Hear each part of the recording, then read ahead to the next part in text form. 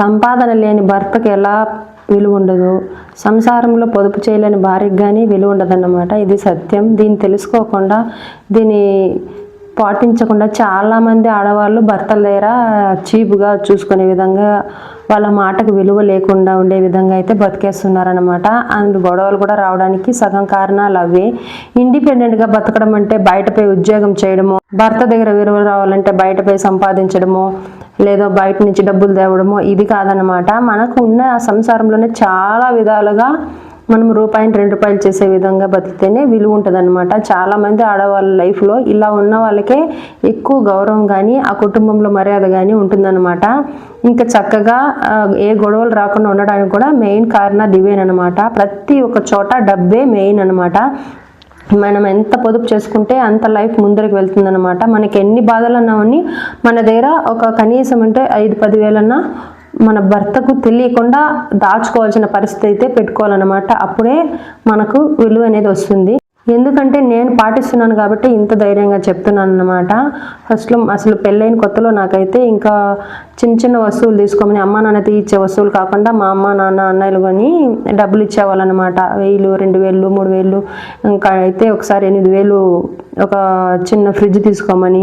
అప్పుడైతే నేను ఫ్రిడ్జ్ తీసుకోలేదన్నమాట. అప్పుడు 10,000లోనే ఫ్రిడ్జ్ వచ్చేది. దాని తర్వాత ఇప్పుడు రీసెంట్గా 13 ఏళ్ళ తర్వాత 24,000 రూపాయల ఫ్రిడ్జ్ అయితే తీసుకున్నాను అనమాట. అప్పుడు ఫ్రిడ్జ్ తీసుకోమని ఇచ్చిన డబ్బులు అయితే నేను దాన్ని వాడుకోలేదన్నమాట. ఇంకా 2,000, 5,000 ఇలాంటివి అయితే ఫస్ట్లో ఇంకా మ్యారేజ్ అయిన కొత్తలో ఎవరికైనా పుట్టింటి వాళ్ళు ఇస్తారు కదా, ఇంకా చిన్న చిన్న ఖర్చులు అయితే ఉంటాయనేసి అయితే ఇంకా వచ్చినప్పుడంతా అమౌంట్ ఇచ్చేవారనమాట. దాని అయితే నేను చాలా వరకు సేవ్ చేసేదాన్ని అనమాట.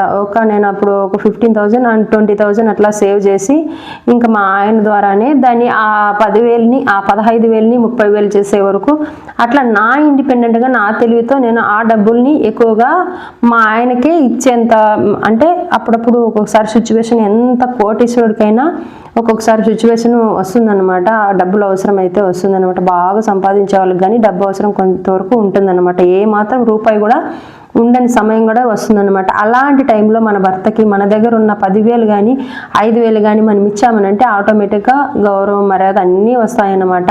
అండ్ మనం ఏం బయటకు వెళ్ళి సంపాదించలేదు కదా, మనకి ఇంకెక్కడి నుంచి వస్తుంది వాళ్ళదే కదా అనుకుంటాం. కాదు, మన దగ్గర నుంచి కూడా పొదుపు చేయొచ్చు అనమాట.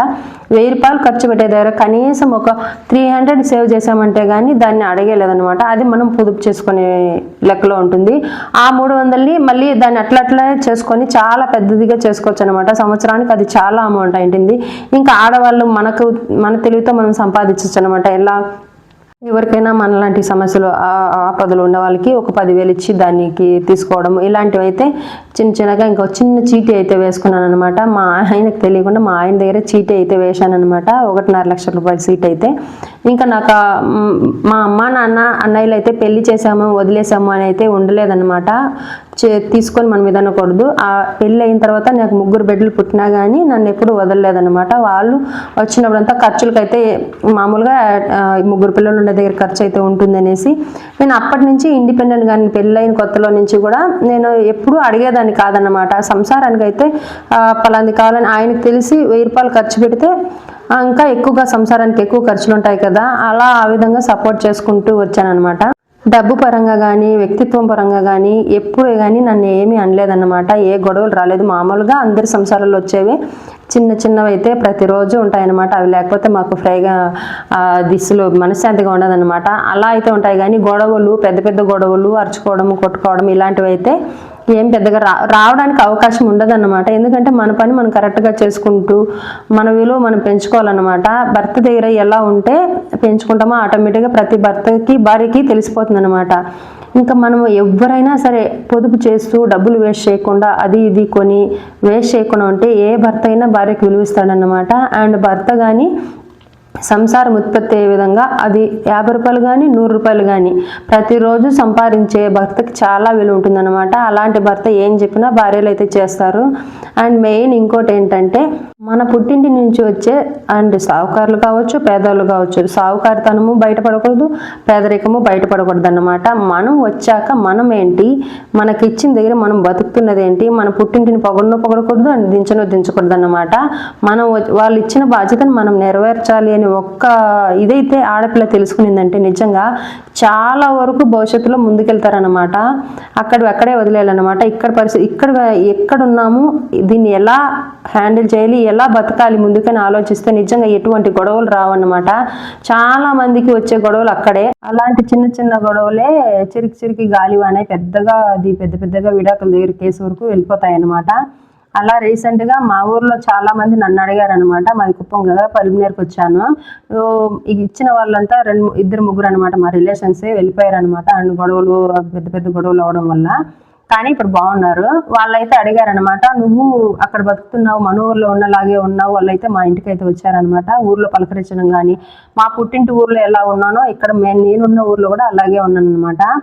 ఎవరు గట్టి ఎవరు మెత్త కాదు, నిజంగా అది మన మాటని బట్టి, మన క్యారెక్టర్ని బట్టి, మన నడవడికని బట్టి అన్నీ అసలు విలువ అనేది దానంతట అదే పెరుగుతుంది అనమాట. 100 మందికి వెనకాలన్న 100 మంది ముందర రావడానికి ఒక్కరోజు పడ్డదనమాట. మన విలువ ఎంత పెరగాలో అంత పెరుగుతుంది. మనం ఉండే పద్ధతిలో ఉండి ఎక్కడ నోరు చేయాలో అక్కడే నోరు ఇవ్వాలన్నమాట. ఎక్కడ మౌనంగా ఉండాలో అక్కడ మౌనంగా ఉండి తీరాలన్నమాట. అప్పుడే మన విలువ 100కు 1000 రెట్లు పెరుగుతుంది అనమాట. ఇది మెయిన్. చాలా మంది మాట్లాడాల్సిన చోట మాట్లాడకుండా మౌనంగా ఉంటారు, మౌనంగా ఉండాల్సిన చోట మాట్లాడతారనమాట. బతకాలంటే నిజంగా నేర్చుస్తేనే బతుకుతామన్నమాట. ఏమి నేర్చకపోతే బతకడం చాలా కష్టం. ఇప్పుడుండే జనాల్లో, ఇప్పుడుండే పద్ధతుల్లో కానీ నిజంగా మనం తెలివి లేకుండా ఉంటే బకరాలు అయిపోతామన్నమాట. మనం బతుకుని చూసి పక్క వాళ్ళు నేర్చుకోవాలన్నమాట. బతికితే ఇలాగ బతకాలనేసి అయితే అనిపించుకోవాలన్నమాట. చాలా వరకు నన్ను అడిగిన వాళ్ళకందరికీ నేను చెప్పే సమాధానం ఇదేనమాట. నా ప్రపంచం ఇల్లు, ఇంట్లో పని చేయడం, మార్నింగ్ లేవగానే ఇప్పుడు మీరు చూసిన పని, ఈ పని చేసుకోవడం, మధ్యాహ్నం ఆఫ్టర్నూన్ పిల్లలకి లంచ్ ఇవ్వడం, సాయంత్రం మళ్ళీ ఈవినింగ్ పిల్లలు పిలుచుకోవడం, మిగిలింది ఏదైనా ఉంటే ఇంట్లో పని చూడడం. నా ఇండిపెండెంట్గా నేనే నాకు ఏమైనా వస్తువులు కావాలంటే అండ్ పల్మినేరుకి వెళ్ళి నాకు కావాల్సిన వస్తువులు, పిల్లలకు కావాల్సిన వస్తువులు కానీ, ఎందుకంటే మా ఆయనకి టైం ఉండదు కాబట్టి ఆ పని కానీ, ఆయన ప్రతిసారి రాలేడు కాబట్టి నా పని నేనే చేసుకుంటాను అనమాట. భర్త పైనే ప్రతిదీ డిపెండ్ అయి ఉండను నేను. ఇంకైతే ఈ రోజు అయితే జనవరి 1 కదా, ఆ రోజు అనమాట. ఇంకా మా ఆయన డ్యూటీకి అయితే మా ఆయన వెళ్ళారు. ఇంకా మా పనులు అయితే ఇంకెలాగో నేను 3వ నెలలో బట్టలు పెట్టాలి కదా. రీసెంట్గా మా మామగారు చనిపోయారు కాబట్టి ఇంకే గుడికి వెళ్ళకూడదు అనమాట సంవత్సరం వెళ్ళే వరకు. ఇంకా అంతలోపల ఇంకా ఈవినింగ్ అయితే ఇంకే గుడికి వెళ్ళలేదు కాబట్టి అఖండ 2కి అయితే సినిమాకి పిల్లల్ని అయితే తీసుకెళ్లాలనేసి అయితే అన్నారనమాట వాళ్ళ డాడీ. అండ్ ఆ మూవీలో మన సనాతన ధర్మం గురించి కానీ, రామాయణం గురించి అంతా వివరించారనమాట. అందుకనేసి అయితే పిల్లల్ని ఈ సినిమాకి అయితే తీసుకెళ్లాలని ఫిక్స్ అయిపోయాలన్నమాట. నచ్చితే లైక్ చేయండి, ఎలా ఉందో వీడియో కామెంట్ చేయండి.